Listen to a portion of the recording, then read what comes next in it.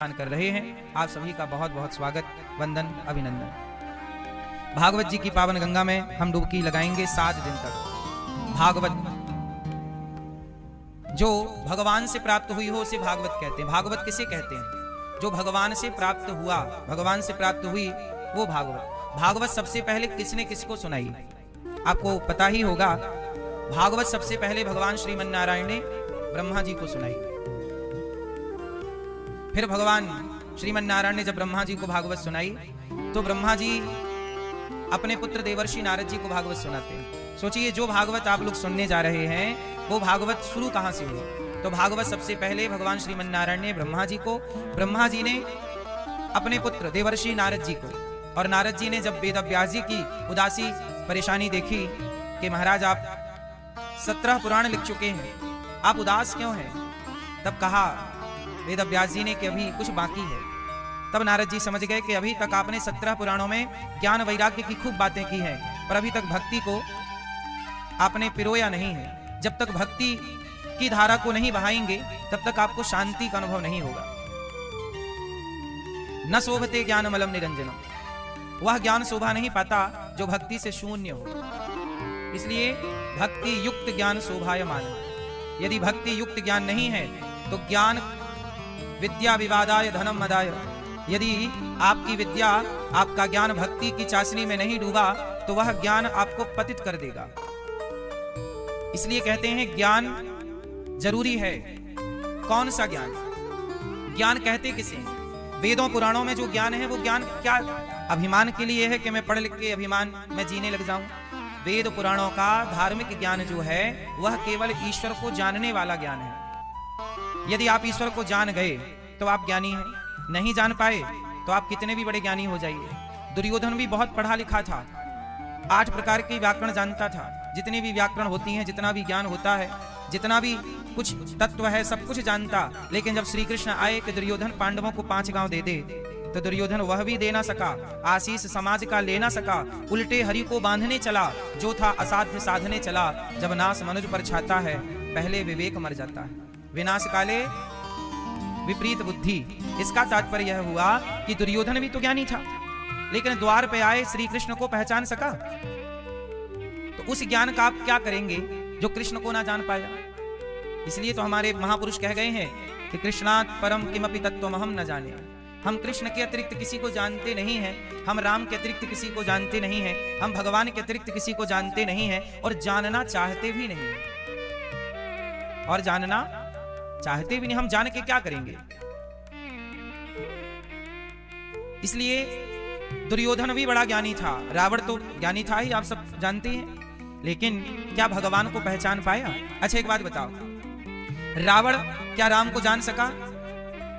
लेकिन माता शबरी जान गई कि नहीं? जबकि गोस्वामी जी कहते हैं, कब शबरी काशी को धाई, कब पढ़े आई गीता। साचे मन के मीता रघुवर, साचे मन के मीता। भगवान को जानना है, पहचानना है तो रावण की 20 आंखों से नहीं, शबरी के प्रेम के नेत्रों से जान लीजिए राम को। रावण की 20 आंखें पर्याप्त ना हुई, दशानन है ना, तो 20 नेत्र हो गए। रावण की 20 आंखों से नहीं, शबरी के वो प्रेम के नेत्रों से राम को जाना जा सकता है और राम को बांधा जा सकता है। शबरी ने प्रेम में बांध लिया और माता शबरी ने भगवान श्री राम को प्रेम से प्रसादी ग्रहण कराई। प्रभु कंद मूल फल खाइए, प्रभु ये बेर खा लीजिए। भगवान प्रेम से शबरी के गुणों का वखान कर रहे हैं और कहा कि देवी आप तो साक्षात भक्ति की प्रतिमूर्ति हैं। भक्ति की क्या है? प्रतिमूर्ति। कौन? माता शबरी। शबरी में 9 प्रकार की भक्तियां समाई हुई। श्रवणम कीर्तनम स्मरणम पाद सेवनम अर्चनम वंदनम दास्यम सख्य आत्मनिवेदनम। प्रथम भगति संतन कर संगा, दूसर रति मम कथा प्रसंगा, गुरुपद पंकज सेवाती सरी भगति अमान।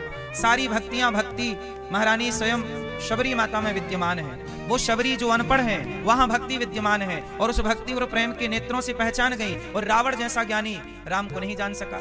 एक अर्थ में यह भी आप कह सकते हैं कि रावण जान तो गया, खर दूषण समूही बलवंता, पर रावण जान तो गया पर ना जानने का नाटक कर रहा। हम यहाँ रावण को अज्ञानी नहीं कहना चाहते और ना सिद्ध करना चाहते। रावण भी सब जान गया, ये भगवान है। खरदूषण को कोई और नहीं मार सकता भगवान के सिवा। ये रावण जान तो गया पर हमारे गुरुजी कहते हैं कि रावण जान तो गया पर थोड़ा डाउट था। अच्छा, भक्ति में क्या नहीं होना चाहिए? क्या नहीं होना चाहिए? जोर से, संदेह, संशयात्मा विनश्यति। क्या नहीं होना चाहिए? जोर से, संदेह नहीं। अच्छा, रावण, हमारे गुरुजी कहते हैं कि रावण ये जान तो गया कि भगवान है, पर रावण को थोड़ा सा संदेह है कि हो सकता है धोखे से मर गए हो, खरदूषण। तो एक काम करो, मैं राम की परीक्षा ले लूं। अब देखो, रावण ना राम की परीक्षा लेता है। रावण ये जानना चाहता है कि ये राम भगवान हैं या नहीं। अब जरा देखिए, रावण इतना बड़ा ज्ञानी है तो उसने योजना बनाई कि राम की परीक्षा कैसे ली जाए। तो रावण ने परीक्षा लेने के लिए मॉरिशस गया, मारीच मामा को पकड़ के ले आए। चलो मामा जी, परीक्षा लेनी है, एग्जाम टाइम चल रहा है, चलो। यहां क्या सो रहे हो?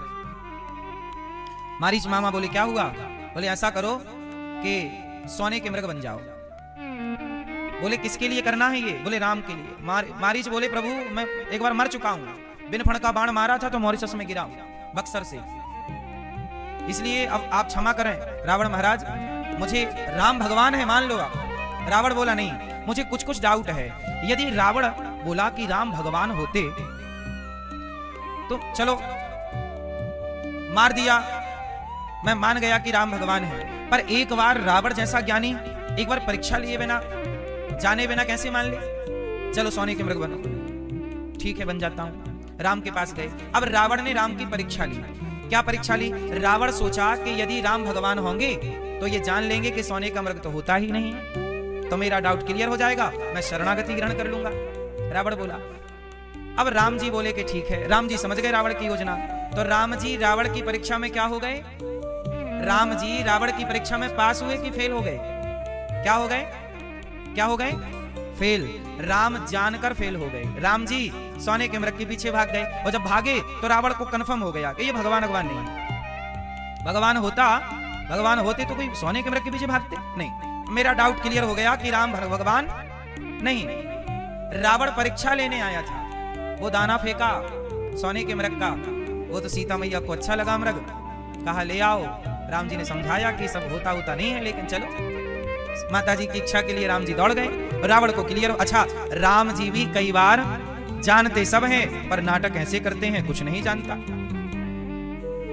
इसी लीला में तो भागवत जी के पहले अध्याय के पहले ही श्लोक में वेद व्यास जी ने कह दिया कि सुनो, भागवत जी पढ़ रहे हो, भागवत जी सुन रहे हो, पर पहली एक लाइन में एक बात समझ लेना कि मुह्यन्त यत् सूरयः, ये पहली लाइन, मतलब भागवत जी के पहले श्लोक की एक लाइन है, मुह्यन्त यत् सूर्य। इसका अर्थ ये हुआ कि भगवान की भगवत्ता को जानने के लिए बड़े बड़े यत्सूरी, बड़े बड़े ज्ञानी, कौन? ब्रह्मा जी मोहित हो गए।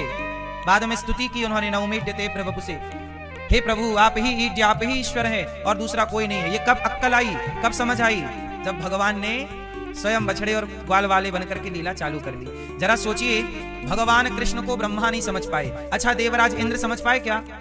मूसलाधार पानी कौन बरसाया था ब्रजमंडल को डुबाने के लिए? बोलो किसने? देवराज इंद्र ने। इसलिए कहा है मुह्यन्त यत् सूरयः, क्योंकि बड़े बड़े ज्ञानी मोहित हो रहे हैं। कौन? देवताओं के राजा ब्रह्मा जी।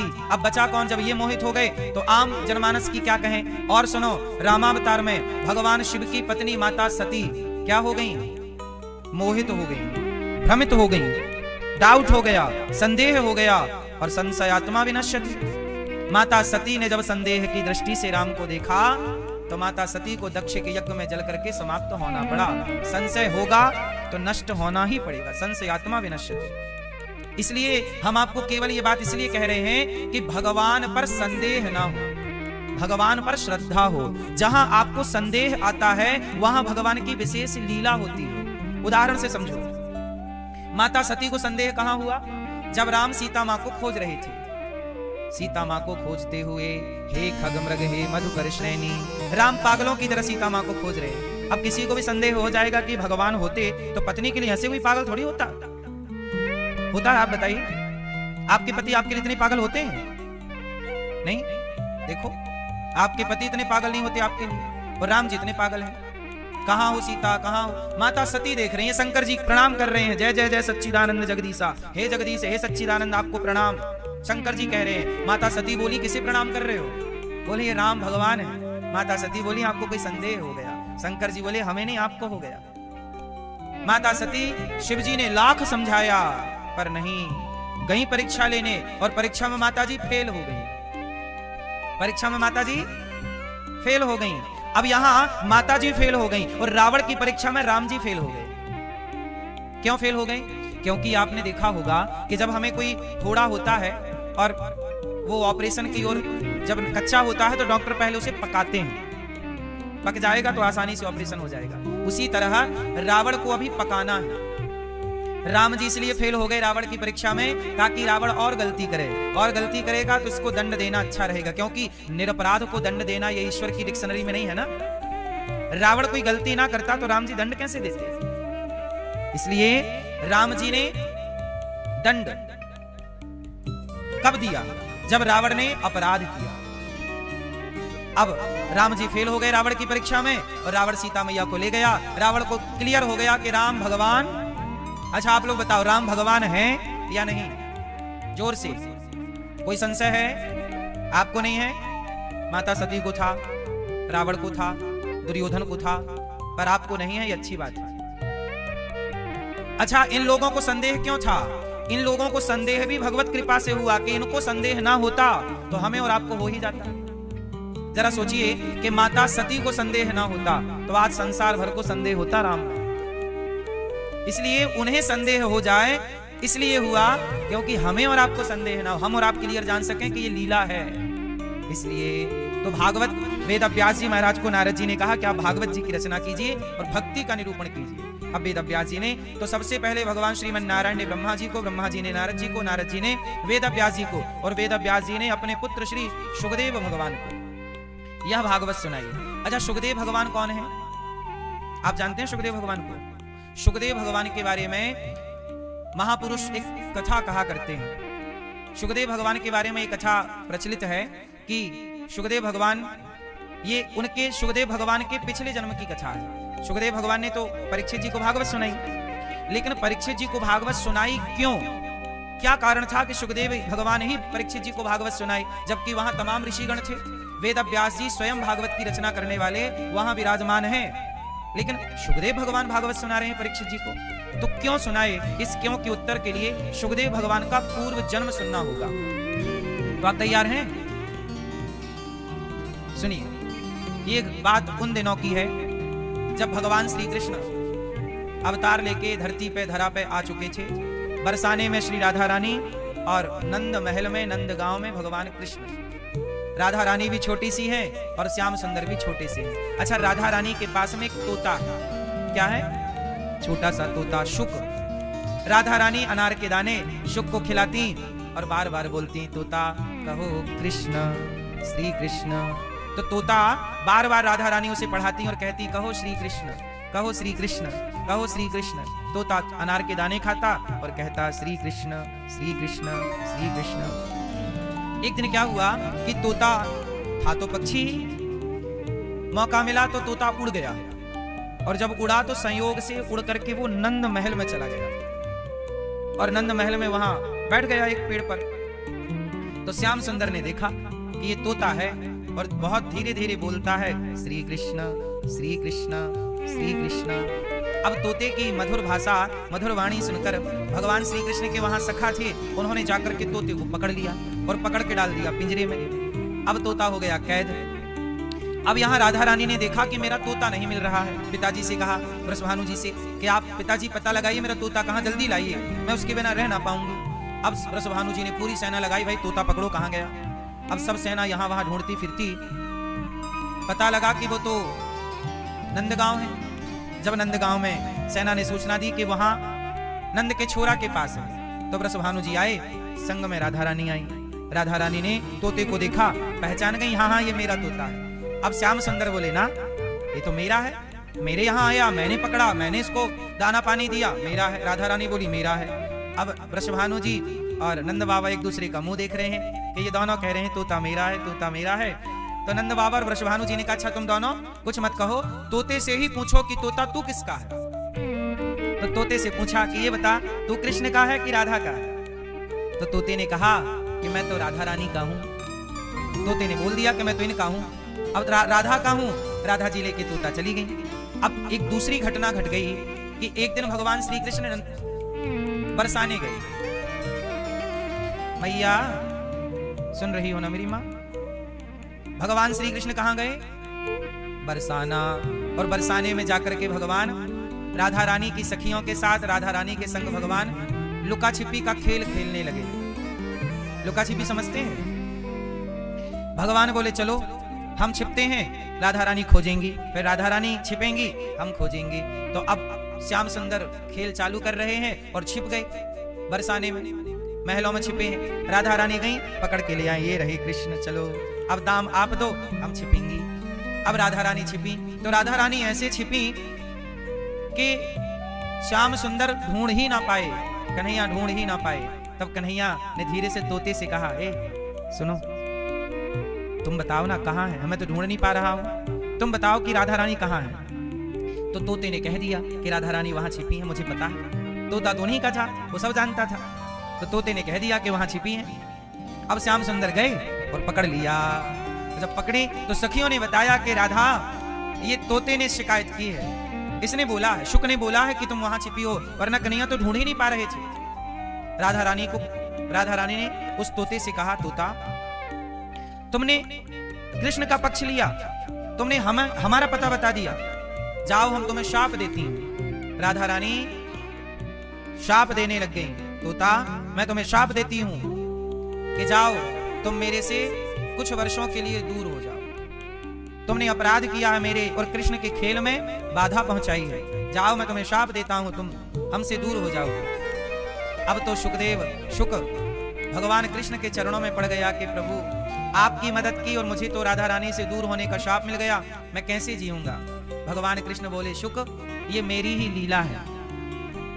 क्या लीला है प्रभु आपकी? लीला सिर्फ इतनी है कि तुम दूर नहीं हो रहे हो, तुम राधा रानी के शाप से मुक्त हो सकते हो। मैं एक उपाय बता सकता हूं। शुक ने कहा कि बताओ क्या उपाय है कि मैं राधा रानी के शाप से मुक्त होकर पुनः राधा रानी को प्राप्त कर लूं। तब भगवान कृष्ण बोले कि तुम जब हमारी लीला पूरी हो जाएगी तो शुक तुम जाना और हमारी और राधा की लीला को समाज तक पहुंचाना, क्योंकि तुमसे अच्छा इस लीला का गुणगान कोई नहीं कर सकता। जब तुम भागवत गाओगे, जब तुम भागवत सुनाओगे, जब तुम भागवत का प्रचार करोगे तो तुम राधा रानी के इस शाप से मुक्त हो जाओगे। तो शुकदेव भगवान ने राधा रानी के उस शाप से मुक्ति पाने के लिए श्रीमद् भागवत की कथा सबसे पहले परीक्षित जी को सुनाई। वही तोता भगवान शुकदेव जी बनकर के प्रकट हुए। अमरनाथ में मां पार्वती कथा सुन रही हैं।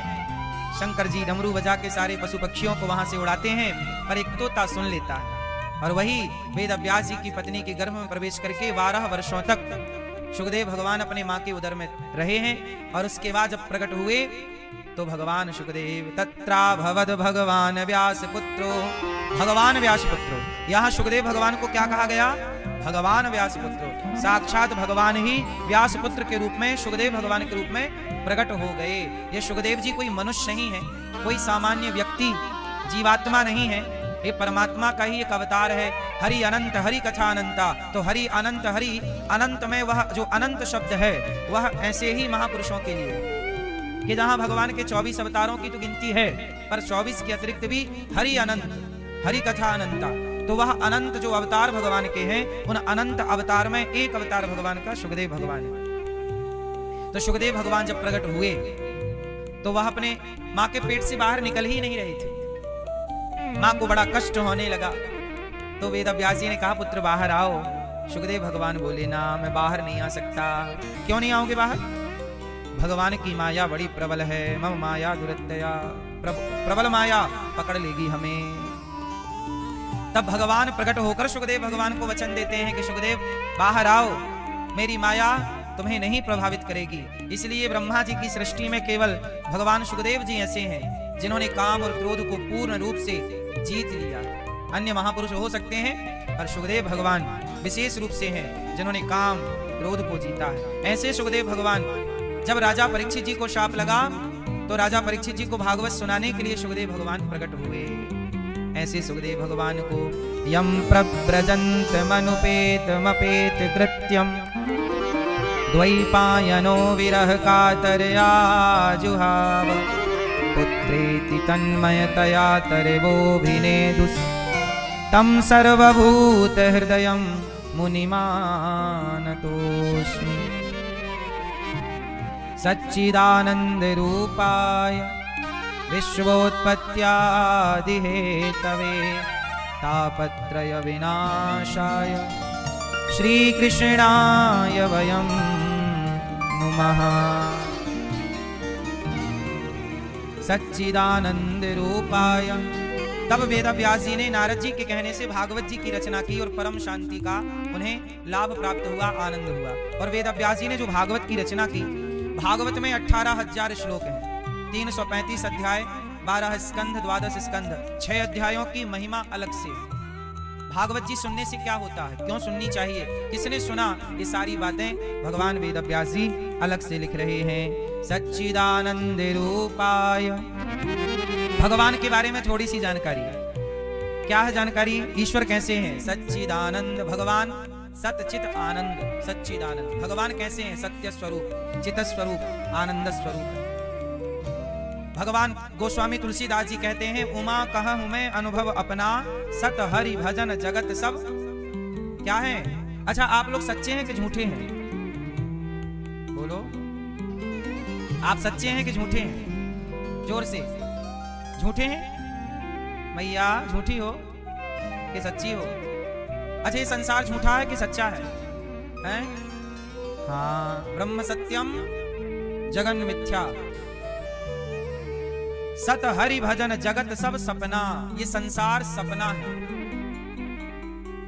कुछ लोग इसे मिथ्या कहते हैं, कुछ लोग मिथ्या नहीं कहते। जगत को कुछ लोग मिथ्या कहते हैं, कुछ लोग मिथ्या नहीं कहते। मेरी अपनी मान्यता यदि आप सुनना चाहेंगे तो मुझे ये लगता है कि संसार में परिवर्तन है। संसार में क्या है? परिवर्तन। और जो परिवर्तित है वो सत्य नहीं है। सत्य वह है जिसमें कोई परिवर्तन नहीं। इसलिए ये संसार तो बनता और बिगड़ता रहता है। संसार बनता और बिगड़ता रहता है। प्रलय होते हैं, भागवत जी में 4 प्रकार के प्रलयों का वर्णन है। तो जब प्रलय होते हैं तो प्रलय में पूरा जल, चारों ओर जल ही जल हो जाता है। तो संसार भगवान से प्रकट हुआ, भगवान में लीन हो जाता है। सत्ता किसकी रहती है? अच्छा ये बताओ, मिट्टी सत्य है कि घड़ा सत्य है? सत्ता किसकी है? मिट्टी की सत्ता है कि घड़े की सत्ता है? जोर से। घड़े की कोई सत्ता है? घड़े की कोई सत्ता नहीं। घड़ा केवल मिट्टी का एक आकार है। व्यवहार में कहते हैं भाई साहब एक घड़ा दे दो, पर वास्तविक में घड़े में बस घड़ा नहीं है। क्यों? घड़े में क्या नहीं है? घड़े से माटी हटा दी जाए तो क्या घड़े में घड़ा रह जाएगा? उत्तर दो।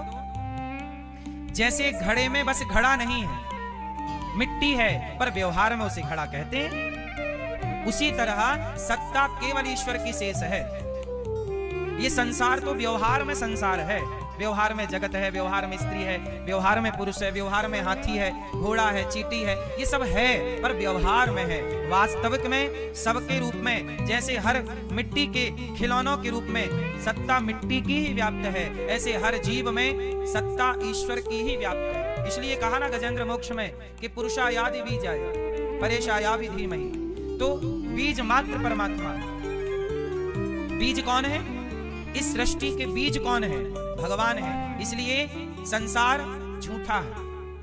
भगवान, जोर से, भगवान सत्य, ईश्वर ही सत्य है। ब्रह्म सत्यम जगन मिथ्या। तो ईश्वर सत्य है। और दूसरी बात, चित, भगवान चित स्वरूप है, प्रकाश स्वरूप है। अच्छा ये बताओ, भगवान कहाँ रहते हैं? मैया, आपने भगवान को देखा है? नहीं। मैया सो गई, जगाओ मैया। नींद आए तो बताना, लोरी सुनाएंगे। मैया, ओ पीली मैया, बताओ भगवान को आपने देखा है? मेरी माँ, नहीं देखा। चश्मा वाली मैया, आपने भगवान को देखा? मेरी माँ पीली मैया, नहीं देखा। पीछे वाली मैया, लाल मैया, आपने भगवान को देखा है? नहीं देखा। बताओ, आप लोग कह रहे हैं भगवान को नहीं देखा।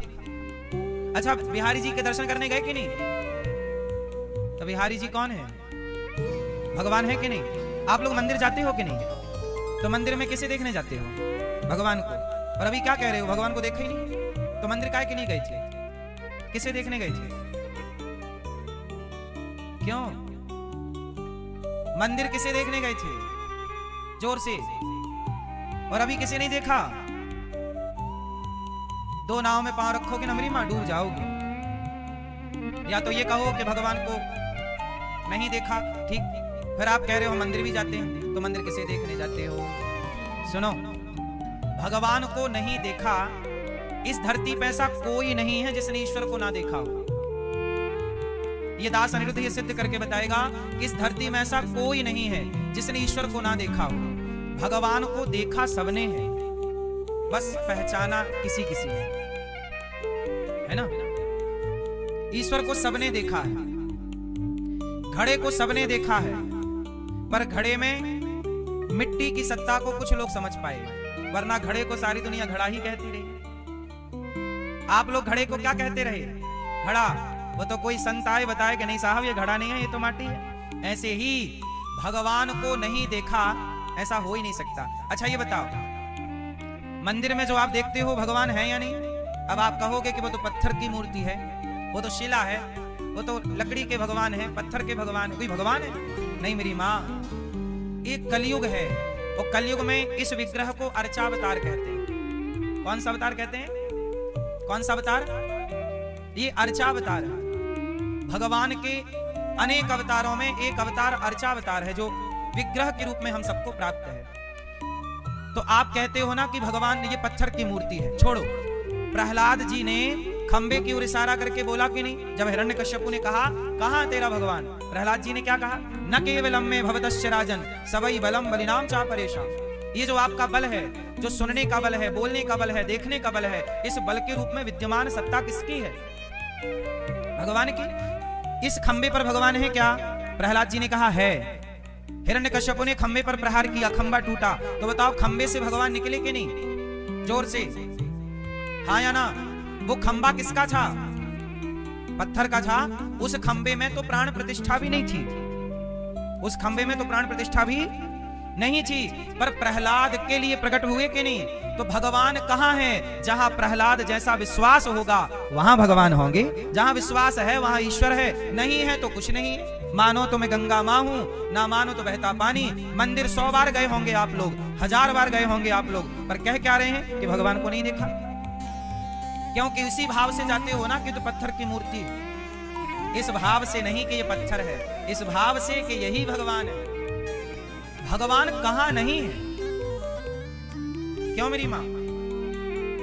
एक बात बताओ, चलो भैया बताओ ये क्या है? जोर से, जोर से। आपको क्या दिख रहा है? फूल। और ध्यान से देखो क्या दिख रहा है।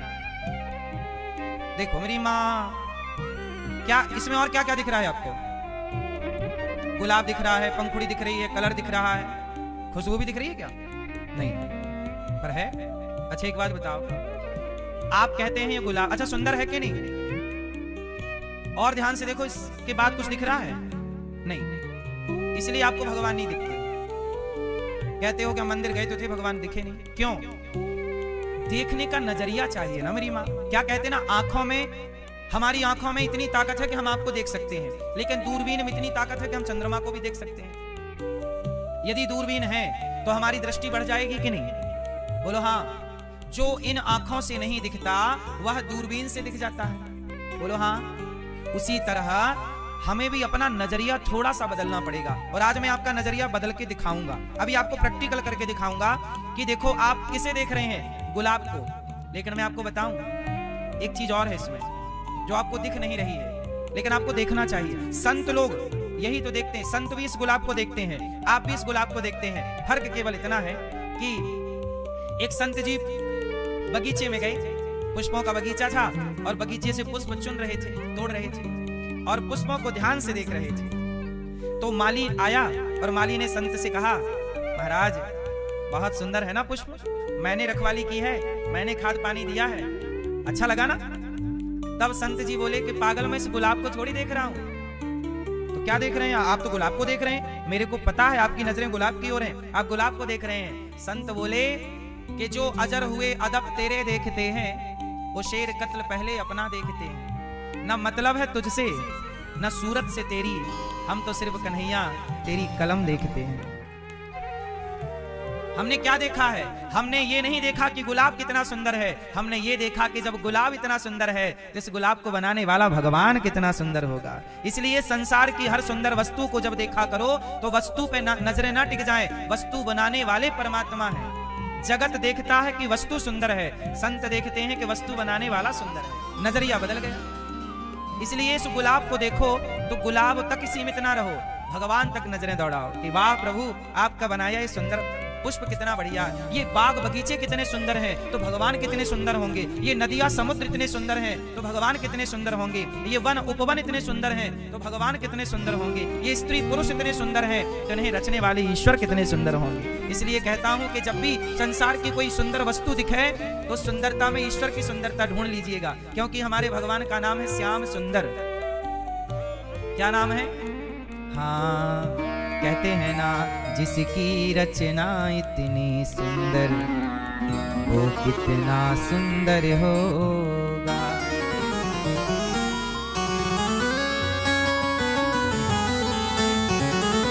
नाम तुम्हारा पालनहारा, जाने कब दर्शन होगा। जिसकी रचना इतनी सुंदर वो कितना सुंदर होगा। भगवान दीन दुखी का इस दुनिया में कोई नहीं सहारा है। झूठी दुनिया मेरे प्रीतम, तू ही एक सहारा है। कृष्ण दर्श यदि करना हो तो, आप में से कितने लोगों को कृष्ण का दर्शन करना है? तो शर्त है, कृष्ण दर्श यदि करना हो तो कृष्ण प्रेम करना होगा। जिसकी रचना इतनी सुंदर वो कितना सुंदर होगा। जिसकी रचना इतनी सुंदर वो कितना। इसलिए मेरी माँ, भगवान को नहीं देखा, ये मुझे नहीं लगता आपने भगवान को नहीं देखा होगा। अच्छा ये बताओ, दुर्योधन ने कृष्ण को देखा कि नहीं? जोर से देखा ना? दुर्योधन ने कृष्ण को देखा तो सही, पर पहचान नहीं पाया। बोलो हाँ। रावण ने राम को देखा, बेचारा पहचान नहीं पाया। माता सती ने राम को देखा तो सही, पहचान नहीं पाई। मैया कहीं वही हालत हम सबकी तो नहीं है कि हमने भी ईश्वर को देखा तो है, कण कण में देखा है, कण कण में व्यापकता है उनकी, व्याप्त है वो, पर ऐसा तो नहीं कि हम भी पहचाने बिना मर जाएं। इसलिए पहचानना है तो संतों का आश्रय लीजिएगा। भगवान संत जन चाहेंगे, सत्संग करा करा के आपकी आंखें ऐसी। प्रहलाद जी खंबे में पहचान गए, नामदेव जी कुत्ते में विट्ठल भगवान को पहचान गए, एकनाथ जी गधे में भगवान को पहचान गए, और हम मंदिर में भगवान को नहीं पहचान रहे हैं। मतलब हमारी भक्ति कच्ची है। हाँ, सब में प्रभु रहते हैं, मैया मैं क्या कहूँ। भगवान कहाँ है? सिय राम मैं सब जग जानी, करहूँ प्रणाम जोर जुग पानी। भगवान हरि व्यापक सर्वत्र समाना, प्रेमति प्रगट हो ही मैं जाना। मैया भगवान सब जगह है। अच्छा ये बताओ, भगवान का फुल फॉर्म क्या हुआ? बोलो भगवान। मैया कहो मेरी माँ, बोलो भगवान, जोर से भगवान भगवान। चलो भगवान का फुल फॉर्म बताओ क्या हुआ? भा ग वा आ न। भगवान का भा मतलब भूमि, गा मतलब गगन, वा मतलब वायु, आ मतलब अग्नि, ना मतलब नीर। पंच तत्व हो गए। ये पंच तत्व जो दिख रहा है सब भगवत स्वरूप है। ये हम सनातनी प्रकृति की तो पूजा करते हैं, इसलिए प्रकृति को जोड़कर ना भगवान शब्द तैयार हुआ। भगवान क्षितिजल पावक गगन समीरा, पंच रचित अति अधम शरीरा। ये पृथ्वी किससे बनी है? 5 चीजों से, पृथ्वी, जल, वायु, अग्नि और आकाश। और इन 5 को जोड़ा तो क्या बना? भगवान। भा भूमि, गा गगन, वा वायु, आ अग्नि, ना और नीर जल। हो गए 5। इन्हीं 5 से आप बने, इन्हीं 5 से हम बने। तो बताओ अच्छा ये बताओ, ये जो प्रकाश है सूर्य भगवान का, ये प्रकाश इसलिए भागवत जी में लिखा है स्वानैव राजते स्वराट जन्माद्यस्य यतोन्वयादि तरतश्चार्थेष्वभिज्ञः स्वराट। भगवान स्वराट प्रकाश स्वरूप है। ये जो प्रकाश है ये कौन है? मैया, ये जो प्रकाश है ये कौन है? आपको लगता है मैंने भगवान देखे नहीं? मेरी माँ, ये जो प्रकाश है, आंखों से जो दिख रहा है वो सब कुछ भगवान है। बस अर्जुन समझ गए और दुर्योधन समझ नहीं पाया, विभीषण समझ गए और रावण समझ नहीं पाया। आप समझ जाओ तो भला है, नहीं समझो तो आपका चक्कर अभी चालू रहेगा। पुनरपि जननम पुनरपि मरणम, जन्म मृत्यु पुनरपि जननी जठरे शयनम। अभी चलता रहेगा जन्म मृत्यु। यदि इस जन्म मृत्यु के चक्र से बचना है तो क्या करना है? भज गोविंदम भज गोविंदम, गोविंदम भज मूढ़मते। भज गोविंदम भज गोविंदम, गोविंदम भज मूढ़मते। भज गोविंदम भज गोविंदम, गोविंदम भज मूढ़मते। पुनरपि जननम पुनरपि मरणम, पुनरपि जननम पुनरपि मरणम। पुनरपि जननी जठरे शयनम। भज गोविंदम भज गोविंदम, गोविंदम भज मूढ़मते। भज गोविंदम भज गोविंदम, गोविंदम भज मूढ़मते। गोविंदम भज मूढ़मते। भजन करो भगवान का। यदि चाहते हो चक्र से मुक्ति और फंसे रहना तो इसी अज्ञान में रहो। इसलिए आज के बाद जिसे देखोगे किस भाव से देखोगे? स्त्री पुरुष पेड़ पौधा चींटी हाथी सब में प्रभु रहते हैं। मैया मैं क्या कहूँ। अच्छा आप लोग बताओ, ये बात सच्ची है कि झूठी है? सब में ईश्वर की व्यापकता है, ये बात सच्ची है कि झूठी है? कितने लोग मानते हैं कि सब में भगवान है? अच्छा मानते हो ना? जानते हो? चलो जानते हो तब तो मान गए। अब बस एक बार देख लो ना, वो भाव बनाओ, वो दृष्टि बनाओ। इसलिए कहता हूं किसी से लड़ाई झगड़ा ना किया करो, क्योंकि सब में ईश्वर है। हम किससे? निज प्रभु मैं देखहि जगत केहि सन करहि विरोध। किससे लड़ाई करें, किससे झगड़ा करें? इसलिए हमारे परमात्मा हर जीव में है। ना काहू से दोस्ती ना काहू से, कबीरा खड़ा बाजार में सबकी चाहे खैर। क्यों? क्योंकि पता नहीं किस रूप में आकर नारायण मिल जाएगा। वो निर्मल मन के दर्पण में वो राम का दर्शन पाएगा। पता नहीं किस रूप में आकर नारायण मिल जाएगा। पता नहीं तो भगवान सच्चिदानंद सदचित आनंद। अच्छा भगवान चित स्वरूप सबके भीतर, आपके भीतर भगवान है कि नहीं? बोलो हाँ कि ना? भैया है? सच बताओ तो एक्सरा करा लें, निकलेंगे। क्यों भाई आपके अंदर भगवान है तो एक्सरे में आए, कभी देखा आपने? अच्छा भगवान अंदर है, किस रूप में अंदर है जरा बताओ। भगवान अणोर अणियान महतो। भगवान इतने सूक्ष्म रूप में विद्यमान है कि संसार की किसी मशीनरी में समझ में नहीं आते हमें। अच्छा ये बताओ, कोरोना जब आया तो कोरोना का बैक्टीरिया किसी को दिखाई पड़ा? पर माइक्रोस्कोप से देखा गया तो दिखा। ऐसे ही जब मशीन से देखा तो बैक्टीरिया नजर आया, ऐसे जब भक्ति के दूरबीन से परमात्मा को भक्ति की आंख से देखोगे तो परमात्मा नजर आएगा। यूं कहने की बातें नहीं है, ये आत्मा अनुभव है। मैं मिठाई खाऊंगा तो मिठास का आनंद मुझे प्राप्त होगा, आपको नहीं। कांटा मुझे लगेगा तो दर्द मुझे होगा, आपको नहीं। उसी तरह भक्ति मैं करूंगा तो वो भक्ति करके परमात्मा का अनुभव मुझे होगा, आपको नहीं, है ना? प्रहलाद जी को दिख रहे थे कि खंबे में भगवान है, पर प्रहलाद के पिता हिरण्यकश्यपु को नहीं दिख रहे थे। हाँ या ना? हाँ। अब भगवान इसलिए सब में व्याप्त हैं। तीसरा स्वरूप परमात्मा का आनंद। अच्छा बताओ, आपको सुख चाहिए कि आनंद चाहिए? जोर से। सुख और आनंद में क्या अंतर है बाबूजी? सुख में और आनंद में क्या अंतर है? क्या है? क्या अंतर है? सुख में और आनंद में अंतर केवल इतना है कि जो सुखी होगा वो दुखी जरूर होगा। सुख में और दुख में अंतर क्या है कि जो सुखी है वो दुखी जरूर होगा, क्योंकि सुख का उल्टा क्या है? सुख का उल्टा, जो आज सुखी है वो दुखी जरूर होगा। अच्छा ये बताओ, दुख कहां से आता है? जहां से सुख आता है वहीं से क्या आता है? अच्छा ये बताओ, आपका बेटा आपको सुख देता है कि नहीं? बोलो हाँ। लेकिन जो बेटा आपको सुख देता है वही बेटा जब आपसे दूर हो जाता है तो आपको सुख देता है कि दुख? जो बेटा सुख दे रहा था वही बेटा, अच्छा जो पत्नी आपको सुख देती है वही पत्नी आपको छोड़ के जब भगवत धाम चली जाए तो सुख देती है कि दुख देती है? इस संसार, ये शरीर जवानी में बड़ा सुख देता है, पर यही शरीर बुढ़ापे में बड़ा दुख देने लगता है। यहाँ दर्द है, यहाँ पीड़ा है, यहाँ जहां से सुख होगा वहीं से दुख होगा। इसलिए संसार में सुख है, पर मैं आपको एक विशेष बात बताऊं कि सुख के चक्कर में मत पड़िएगा। जहां सुख होगा वहां दुख जरूर होगा, लेकिन एक चीज और है, आनंद। अच्छा बताओ, सुख का उल्टा दुख है, अब बताओ आनंद का उल्टा क्या है? कुछ भी नहीं।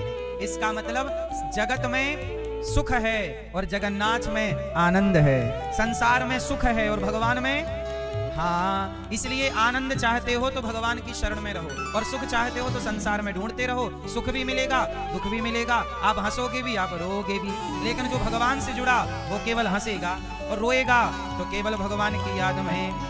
कन्हैया को एक रोज रो कर पुकारा, कृपा पात्र किस दिन बनूंगा तुम्हारा। कन्हैया को एक रोज रो कर पुकारा, कृपा पात्र किस दिन बनूंगा तुम्हारा। हे प्रभु, कब आपका पात्र बनूंगा, अर्थात कब आपके योग्य बनूंगा। तो भगवान की याद में संत रोते हैं कि प्रभु कब दर्शन दोगे? क्या बिना दर्शन के जीवन व्यतीत हो जाएगा? जैसे गोपियां रो रही हैं कृष्ण के लिए, जैसे भरत जी रो रहे हैं राम के लिए, शबरी मां रो रही हैं भगवान राम के लिए। भगवान का भक्त भी रोता है, रोना अच्छी बात है। आप लोग रोते हैं, एक मैया रो रही थी कथा सुनने के बाद, हमें लगा भगवान के लिए रो रही होगी। हमने कहा मैया मत रो, मिलेंगे, भगवान जरूर मिलेंगे। बोले महाराज आप समझे ही नहीं, हम क्यों रो रहे हैं। हमने कहा क्या हुआ, क्यों रो रही हो? कथा सुनी हो तो भगवान के लिए ही रो रही होगी। बोले महाराज वो हमारी चप्पल कोई लेके चला गया। तो संसार का व्यक्ति रोता है चप्पल जूते के लिए, रुपया पैसे के लिए, परिवार के लिए, और संत रोते हैं, बड़े बड़े संतों को मैंने रोते देखा है भगवान के लिए। हे प्रभु कब दर्शन दो? जो परम ज्ञानी है, परम विद्वान है, ऐसे महापुरुष संतों को भी ये दास ने आंसू बहाते देखा भगवान की याद में। प्रभु कब दर्शन दोगे? इसलिए मेरी माँ, रोना अच्छी बात है, पर जगत के लिए नहीं, जगन्नाथ के लिए। तो भगवान आनंद देने वाले हैं। संसार में सुख है, इसलिए आप लोग ना सुख से ना रहा करो, आनंद से रहा करो। जो आनंद में है तो आनंद का उल्टा कुछ नहीं है, आनंद बढ़ते क्रम में रहेगा, सुख तो उल्टा सीधा होता रहेगा, सुख दुख सुख दुख। इसलिए कोई आपसे पूछे कैसे हो, बोले आनंद में हूँ। कई बार आप कहते हो सब सुख है, यदि आज सुख है तो कल दुख भी होगा। आनंद में रहोगे तो आनंद में रहोगे। भगवान का एक नाम आनंद है, जो आनंद सिंधु सुख राशि, सी करते त्रय लोक सुपासी। भगवान का एक नाम आनंद है। क्या नाम है भगवान का? इसलिए कहते हैं नंद के आनंद भयो जय कन्हैया। नंद के कृष्ण भयो कोई नहीं कहता, नंद के भगवान का नाम आनंद है। इसलिए यदि आनंद चाहते हो तो भगवान की शरण में रहो। भगवान के अतिरिक्त और कहाँ आनंद होगा ये बताइए। संसार में सुख है, बस उस सुख से क्या होना, इसलिए सतचित आनंद। अच्छा भगवान क्या करते हैं? विश्वोत्पत्त्यादि हेतवे, भगवान विश्व की उत्पत्ति पालन संहार। अच्छा ये बताओ भगवान कुछ काम करते हैं कि नहीं करते? क्या करते हैं भगवान? मैया भगवान क्या करते हैं? बाबूजी बताएंगे, पीले कुर्ते वाले। बताइए भगवान क्या करते हैं? क्या करते हैं भगवान? भगवान का काम है दुनिया को बनाना, दुनिया को चलाना, दुनिया का संहार करना। ये दुनिया को बनाना, बना के फिर चलाना, ये दुनिया को बनाना, बना के फिर चलाना, बस उसी का काम है, बड़ा जबरदस्त उसका इंतजाम है। गजब दुनिया बनाई परमात्मा ने। भगवान ने 3 रूपों में संसार को बनाया, ब्रह्मा विष्णु और ब्रह्मा जी मतलब ब्रह्मा विष्णु महेश को शॉर्ट फॉर्म में कहा जाए तो बन जाएगा God. GOD, G for generator, O for operator, D for destroyer. Brahma सृष्टि को जनरेट करते हैं, भगवान विष्णु ऑपरेट करते हैं पालन, और भगवान शिव संहार करते हैं डिस्ट्रॉयर। तो ब्रह्मा विष्णु महेश तीनों को जोड़ा, गॉड तैयार हो गया। अब मुझे एक बात बताइए, भगवान संसार कब बनाते हैं, कब चलाते हैं, कब संहार कब होता है? चश्मा वाले भैया बताएंगे। बताओ संहार कब होता है? संहार कब होता है? रोज होता है कि कभी कभी? साल भर में एक बार, फिर कभी कभी? रोज होता है संहार, रोज होता है। अच्छा, सृष्टि उत्पत्ति रोज होती है कि कभी कभी? बोलो, रोज। पालन रोज होता है कि कभी कभी? अब सुनो, सृष्टि भगवान की 3 शक्तियां हैं, ब्रह्मा विष्णु महेश, उत्पत्ति पालन संहार।